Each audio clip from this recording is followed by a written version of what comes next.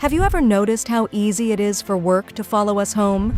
It starts quietly, a message that keeps replaying in your head, a mistake you wish you handled better, a task waiting for tomorrow.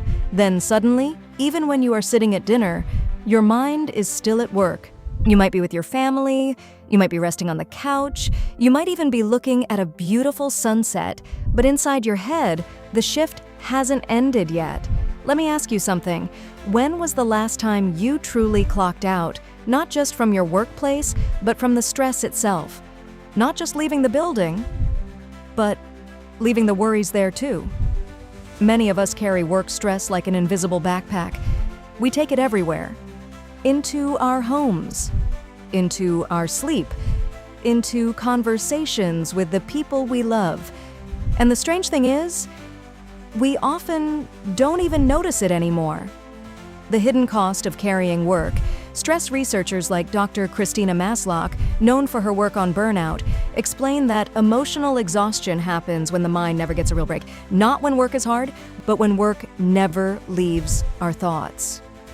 Psychologists also talk about something called psychological detachment, the ability to mentally disconnect from work during non-work hours.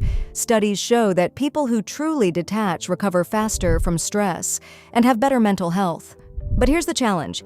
Detaching from work doesn't mean you don't care. It means you care enough about your life to protect it. Think about this for a moment.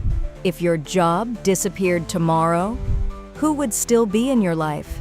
Your family, your friends, your passions, your dreams. Your life is bigger than your job description, but many of us forget that. A simple question that changes everything.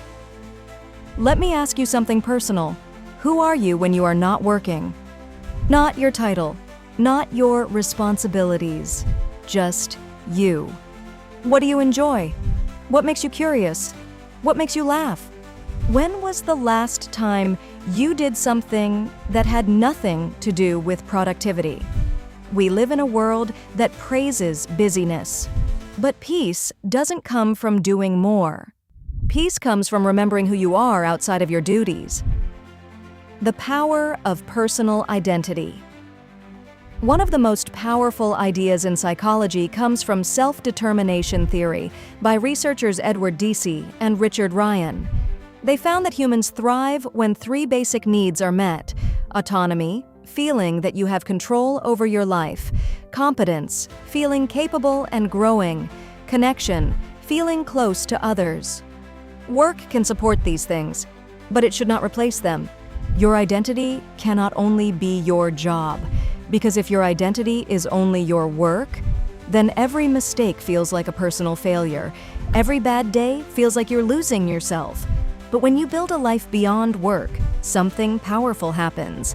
Work becomes part of your story, not the whole book. The gentle art of leaving work at work. So how do we actually separate work stress from our lives? Not by pretending work doesn't matter, but by creating small rituals that protect our peace. For example, some people take a short walk before going home, a quiet moment to breathe and reset. Others write down tomorrow's tasks before ending their shift, so their mind doesn't have to keep holding them. Some change clothes, take a shower, or listen to music, a signal to the brain that the workday is over. Simple things, but powerful ones. Because our minds need transitions. Without them, stress keeps flowing into every part of life. A moment of honesty. Let me ask you another question. When you are at home, are you really present, or are you thinking about unfinished tasks? Are you listening to your loved ones, or just waiting for your brain to quiet down? This is not about guilt. It's about awareness. Many of us were never taught how to rest. We were only taught how to keep going. But even machines overheat if they run without pause, and humans are far more delicate than machines. Protecting your inner peace. Peace does not come from having a stress-free job. Peace comes from having boundaries. It comes from knowing that your mind deserves quiet moments. Maybe your peace looks like a cup of tea in silence, a walk outside, playing music, watching your children laugh, collecting something you love, reading, creating, talking with a friend, or simply sitting and breathing for 5 minutes. Small moments. But those small moments are what remind us that life is happening right now, not just on weekends, not just on vacation, right now. A thought from philosophy. The Roman philosopher Seneca once wrote something that still feels true today. It is not that we have a short time to live, but that we waste much of it. He wasn't talking about laziness. He was talking about being so busy that we forget to live. How many evenings disappear while we are worrying about tomorrow? How many quiet moments pass while we replay problems in our heads? Life doesn't always need more solutions. Sometimes it simply needs more presence. Imagine this for a moment. Imagine finishing your workday and saying quietly to yourself, "Today, I did what I could." Not perfect, not flawless, just honest effort.